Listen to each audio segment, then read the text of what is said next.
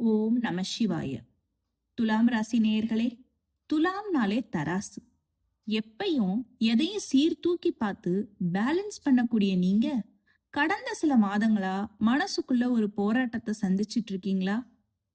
வேலையில ஏகப்பட்ட அழுத்தம், சின்ன சின்ன உடல்நல கோளாறு, காதல் இல்லைன்னா திருமண வாழ்க்கையில சின்ன சின்ன கருத்து வேறுபாடுகள், இதையெல்லாம் தாண்டி வெளியில நீங்க ரொம்ப கூலாவும் பேலன்ஸ்டாவும் தெரிஞ்சாலும் உள்ளுக்குள்ள நீங்க நிறைய விட்டு கொடுத்து காம்ப்ரமைஸ் ஆகி போயிருக்கீங்க இல்லையா?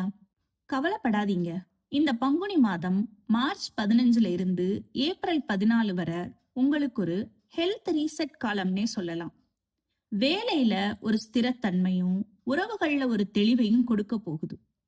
உங்க ராசிக்கு 6ஆம் வீடான மீனத்துல சனியும் சூரியனும் இருக்காங்க. 5ஆம் வீடான கும்பத்துல ராகுவும் செவ்வாயும் ஒன்னா சேர்ந்து இருக்காங்க. 9ஆம் வீட்டுல குரு பகவான் அமர்ந்து பலமான பார்வைகளை வீசுறாரு.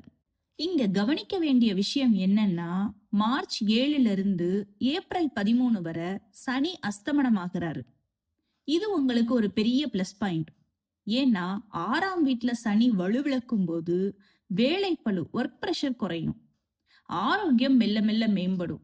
சட்ட ரீதியான சிக்கல்கள் இருந்தா அதுவும் தனியும். 5ஆம் வீட்டுல ராகுவும் செவ்வாயும் இணைஞ்சிருக்காங்க. இதனால காதல்ல சின்ன சின்ன காரசாரமான விவாதங்கள், ஹீட்டட் டிஸ்கஷன் வரலாம். வார்த்தைகள்ல கொஞ்சம் கடுமை இருக்கலாம். பிள்ளைகள் விஷயத்துல ஒரு பதட்டம் ஏற்பட வாய்ப்பு இருக்கு. ஆனா இங்கதான் குரு பகவானோட மேஜிக் நடக்குது. 9ஆம் வீட்டுல இருக்கிற குரு தன்னோட 9ஆம் பார்வையால இந்த ராகு செவ்வாய் கூட்டணிய பாக்குறாரு. இது உங்களுக்கு ஒரு பெரிய பாதுகாப்பு கவசம். இதனால பெரிய அளவுல பிரேக்கப் ஆகாம குரு தடுத்து நிறுத்துவாரு. குறிப்பா மார்ச் 26க்கு அப்புறம் உங்க ராசிநாதன் சுக்கிரன் 7ஆம் வீட்டுக்கு வர்றாரு. இது திருமண வாழ்க்கையில ஒரு நெருக்கத்தையும் காதல்ல ஒரு புரிதலையும் உண்டாக்கும். பிரிஞ்சிருந்த தம்பதிகள் ஒண்ணு சேர்றதுக்கும் இது நல்ல நேரம். வேலையை பொறுத்தவரை மார்ச் 26 வரை சுக்கிரன் உச்சம் பெற்று 6ல இருக்காரு. இது உங்களுக்கு எதிரிகளை ஜெயிச்சு வெற்றியை தரும்.